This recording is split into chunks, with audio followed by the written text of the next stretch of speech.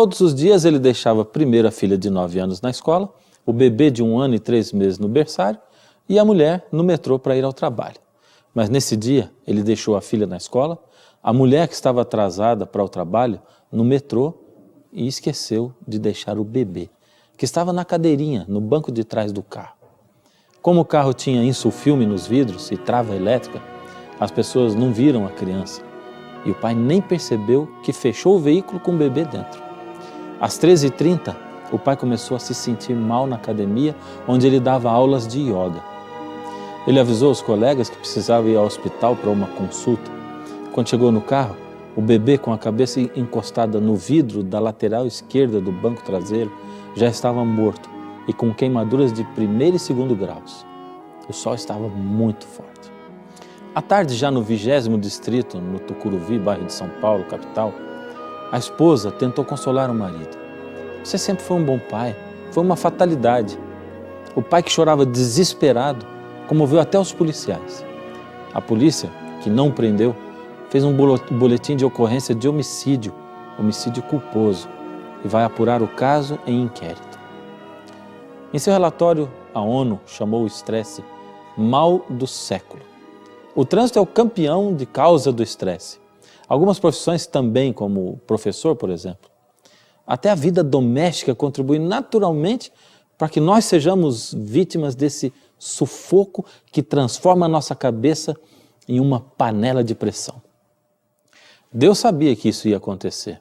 Por isso ele estabeleceu o ciclo semanal de 6 dias de trabalho por 1 dia de descanso, com o objetivo de dar uma pausa que milagrosamente restaura a gente. Por isso, em Êxodo 20, verso 10, Deus disse: mas o 7º dia é o sábado do Senhor teu Deus. Não farás nenhum trabalho, nem tu, nem teu filho, nem tua filha, nem o teu servo, nem a tua serva, nem o teu animal, nem o forasteiro das tuas portas para dentro. O texto é claro, nesse dia ninguém deveria trabalhar, nem o empregado, nem o escravo, nem o filho do escravo. Isso indica que o sábado foi ordenado também para mostrar compaixão pelas criaturas indefesas e os necessitados. Veja só o comentário de Deus, explicando a razão para a guarda do sábado, o 4º mandamento. Êxodo 23, verso 12. 6 dias farás a tua obra, mas ao 7º dia descansarás, para que descanse o teu boi e o teu jumento, e para que tome alento o filho da tua serva e o forasteiro. Percebeu só como Deus protege até os animais com o sábado?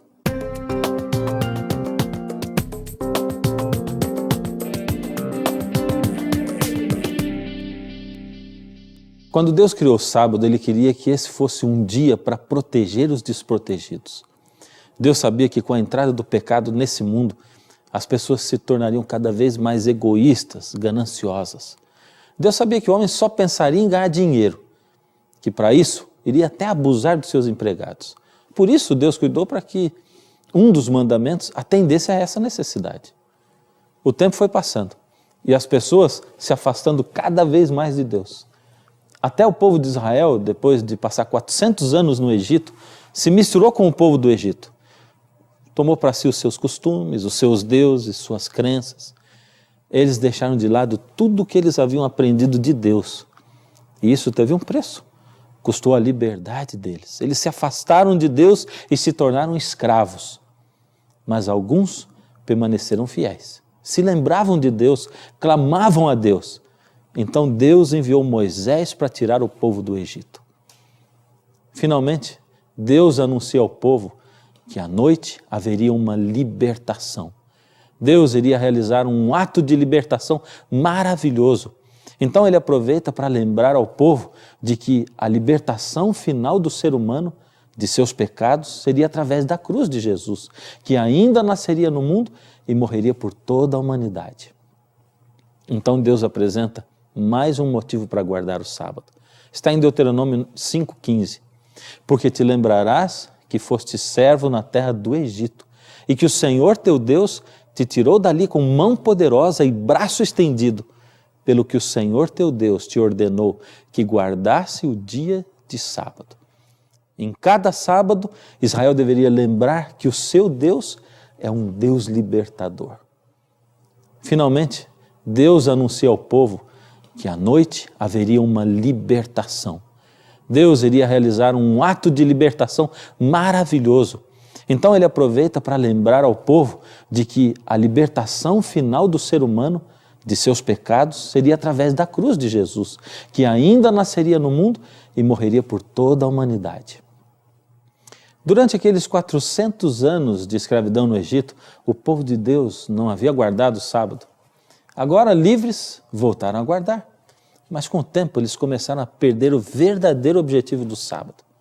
O sábado, que tinha sido criado por Deus para a nossa libertação, começou a virar um martírio para aquelas pessoas. Tentavam guardar o sábado para se salvar. Não se lembravam de que a salvação é de graça. Tentavam comprar a salvação guardando o sábado e a lei. Então começaram a inventar regras em cima de regras. Transformaram os 10 mandamentos em 610 mandamentos.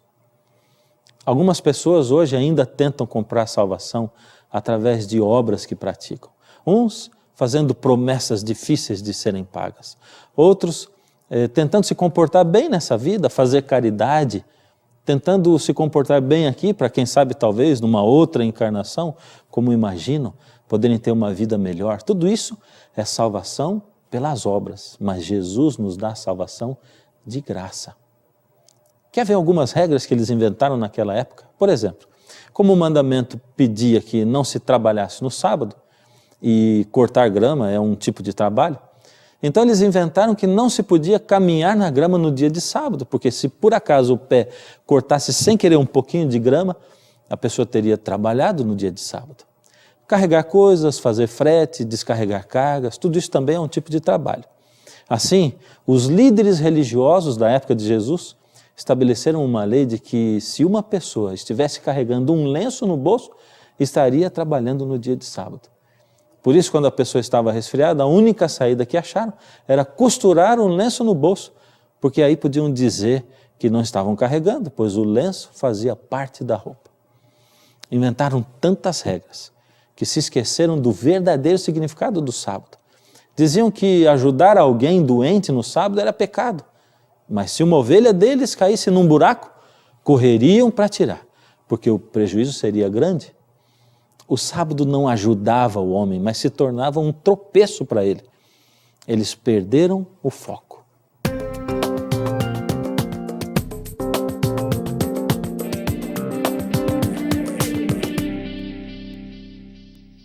Então vem Jesus, o Criador do sábado, o Senhor do sábado. Jesus veio para ensinar o verdadeiro significado do sábado. Jesus começa a restaurar o sábado que ele havia criado.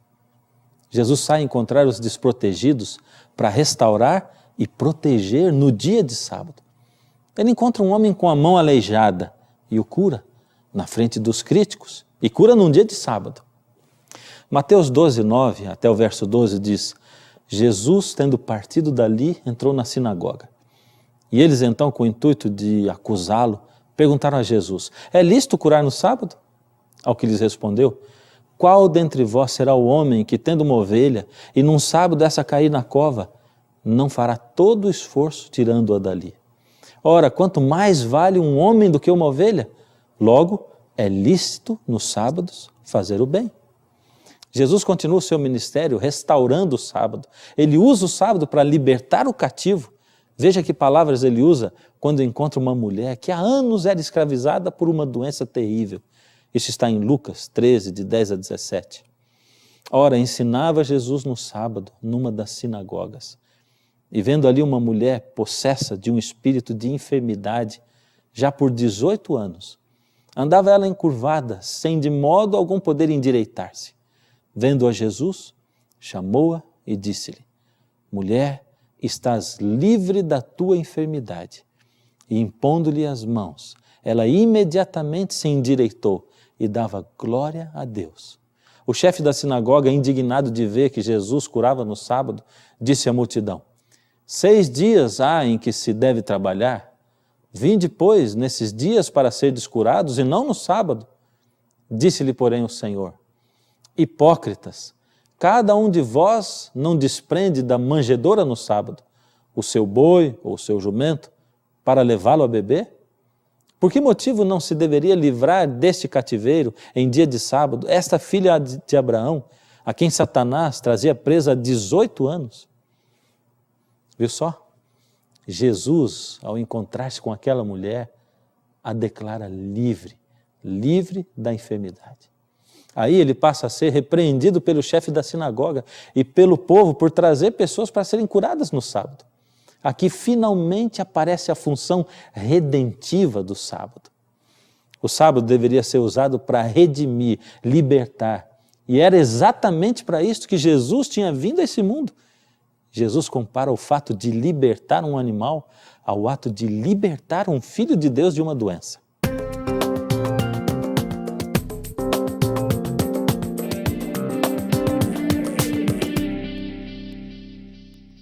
O fato de Jesus libertar no sábado nos confirma a sua função como Messias. Lucas 4,18 confirma que Jesus veio proclamar liberdade aos cativos. Temos nas curas de Jesus aos sábados não apenas atos de amor, compaixão e graça, mas verdadeiros atos sabáticos, ou seja, atos que realmente cumprem o objetivo para o qual Jesus mesmo criou o sábado. Jesus guardava o sábado da Bíblia, não o sábado dos líderes religiosos da sua época, as regras e as invenções dos fariseus. É por isso que eles o criticavam e diziam que Jesus não guardava o sábado. Veja só essa declaração que está em João, capítulo 5, versos 16 a 18. E perseguiam a Jesus porque fazia essas coisas no sábado. Mas ele lhes disse: meu pai trabalha até agora e eu trabalho também. Por isso, pois, ainda mais procuravam matá-lo, porque não somente violava o sábado, mas também dizia que Deus era seu próprio pai, fazendo-se igual a Deus. Eles, os líderes religiosos do tempo de Jesus, os críticos, diziam que Jesus trabalhava no sábado, e ele trabalhava mesmo. Mas que tipo de trabalho Jesus fazia nos sábados? Ele ia à sinagoga, à igreja da época. Lucas 4,16 diz: indo para Nazaré, onde fora criado, entrou no sábado na sinagoga, segundo o seu costume, e levantou-se para ler. Jesus também passeava em meio à natureza. Mateus 12,1 diz: e aconteceu que, passando ele num sábado pelos campos, os seus discípulos, tendo fome, caminhando, começaram a colher espigas e a comer. Uma observação: colheram apenas para comer. Igual a pegar frutas num pomar, se alimentar. Jesus também fazia visitas no dia de sábado. Lucas 14,1 diz: aconteceu que no sábado, ao entrar na casa de um fariseu para comer pão, diante dele estava um homem enfermo. O curou e o despediu. Jesus também utilizava o sábado para curar. Muitos milagres de Jesus foram feitos no sábado. A cura da sogra de Pedro, que está em Marcos 1, 21 e 29. A cura do paralítico, de João 5, 9. O cego de nascença, João 9, 14. O homem da mão paralisada, Marcos 3, 3. E muitos outros. Isso demonstra que o dia de sábado é dia especial para receber as bênçãos de Deus, para abençoar aos outros também. Porque o próprio Deus abençoou o dia de sábado. De nenhum outro dia se diz: abençoou Deus, como está escrito em Gênesis 2:3. Jesus não guardava as normas absurdas dos fariseus, ele guardava os princípios que ele mesmo estabeleceu na criação. Mas por isso, os fariseus o acusavam de violar o sábado. Mas Jesus diz na cara deles que eles é que não guardavam o sábado. Marcos 7:8 diz: e disse-lhes ainda: jeitosamente rejeitais o mandamento de Deus para guardardes a vossa própria tradição. Em Marcos 2:27 está escrito o seguinte: o sábado foi estabelecido por causa do homem, e não o homem por causa do sábado. De um lado estão os fariseus dizendo que Jesus não guardava o sábado. De outro está Jesus dizendo que os fariseus é que não guardavam o sábado da maneira certa.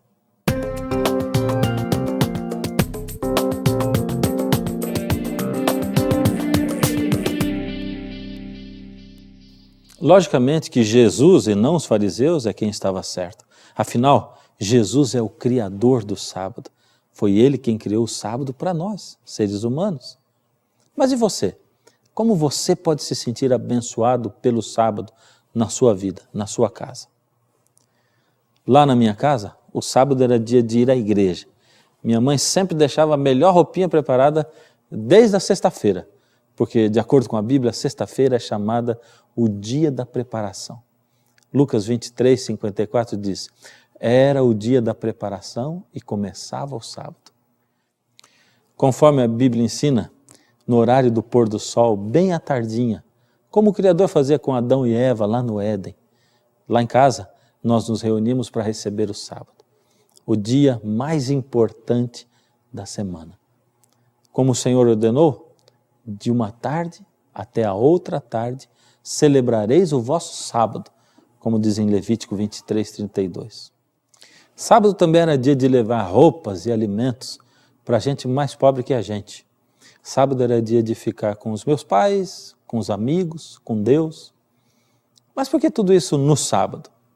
A filosofia dos meus pais era: se Deus, o Criador de todo o universo, marca um encontro conosco no dia de sábado, como nós, seus filhos, suas criaturas, poderíamos faltar a esse encontro com Deus? Eu cresci, me tornei um adolescente, sempre fui muito tímido, por incrível que pareça. A gente morava em Jacareí, no interior de São Paulo, e lá só existia uma igreja pequena, uma igreja adventista. Mesmo assim, eu não tinha coragem nem mesmo de fazer uma oração em público. Meu pai sempre foi representante de laboratório farmacêutico, por isso, de vez em quando, a gente tinha uma surpresa, tinha que se mudar de cidade. No final de ano, quando eu tinha 15 anos, tentaram promover meu pai pela terceira vez, mas se ele aceitasse, ia ter que trabalhar aos sábados. Por isso ele, pela terceira vez, rejeitou a promoção. Só que dessa vez ficaram tão irritados que demitiram meu pai. Legalismo? Perdeu o emprego por causa do sábado? Meu pai sempre foi fiel àquela filosofia. Se Deus me convida para estar com Ele, não sou eu quem vou faltar ao encontro. Alguns diziam para ele: você é louco. E ele pensava: não, eu confio em Deus. Eu não posso fazer nada para me salvar. Deixe que Deus me salve e me ajude. Mas vou colocar o meu tempo com Deus em primeiro lugar, no dia que Deus pede. Foi assim que, com mais de 40 anos de idade, meu pai, com 3 filhos, foi demitido do laboratório por causa do sábado. O mais interessante é que dali apenas um mês, meu pai já estava empregado em outro laboratório, tão bom quanto o anterior, ganhando melhor do que ele ganhava antes. Por causa disso, nós também tivemos que nos mudar de cidade e fomos para Sorocaba, do outro lado da cidade de São Paulo. Eu tinha 15 anos de idade.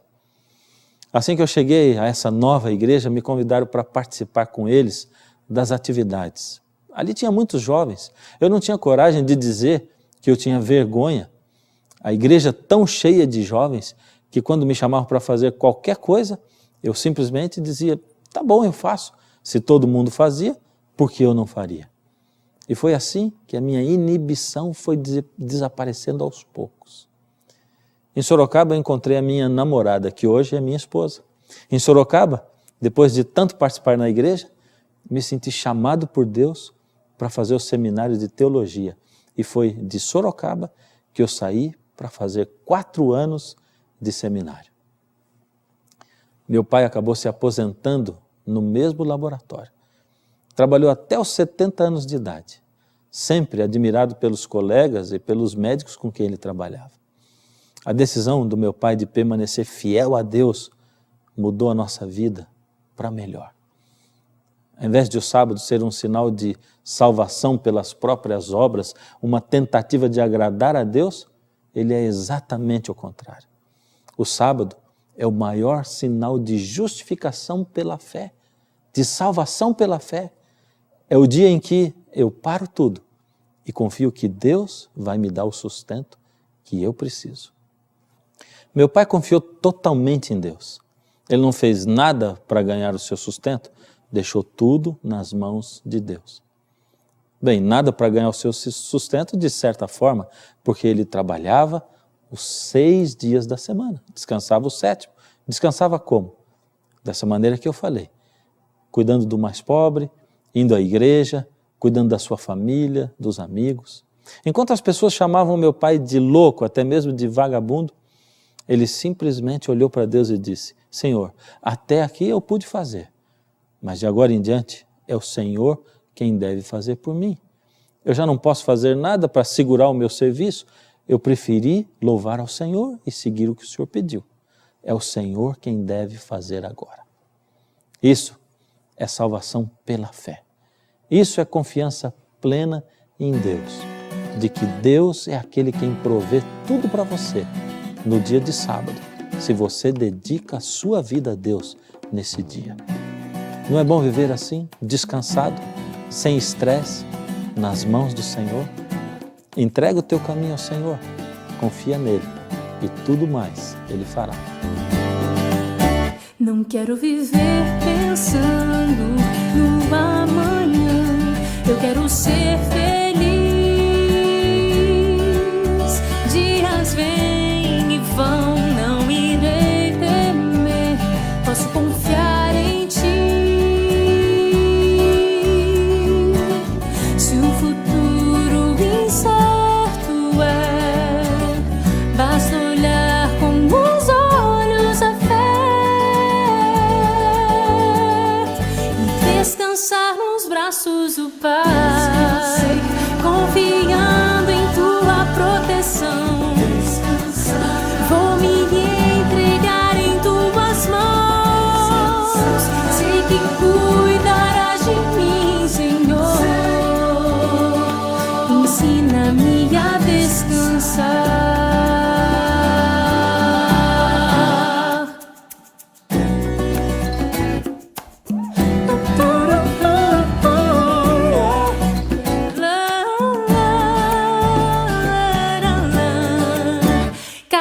Passo que eu der, seja onde estiver, quero entregar a ti.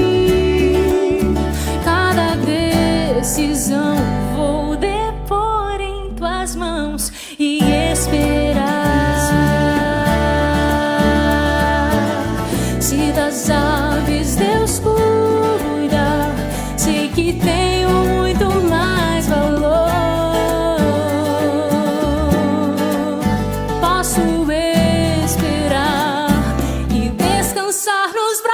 Do Pai, confiando em tua proteção,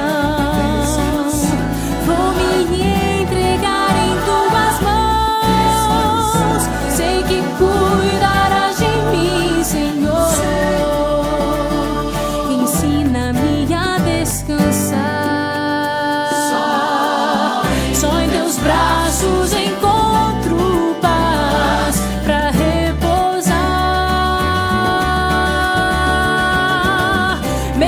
que os temores me vençam, vou descansar,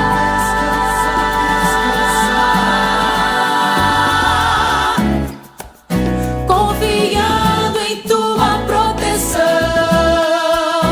vou me entregar em tuas mãos, sei que cuidarás de mim, Senhor.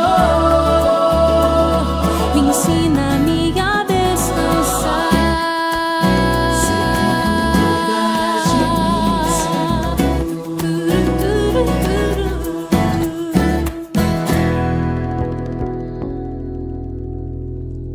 Lucas 23, de 54 em diante, diz o seguinte: Era o dia de preparação e começava o sábado. As mulheres que tinham vindo da Galiléia com Jesus, seguindo, viram o túmulo e como o corpo fora ali depositado. Então se retiraram para preparar aromas e bálsamos. E no sábado descansaram segundo o mandamento. Até mesmo na sua morte, Jesus guardou o sábado.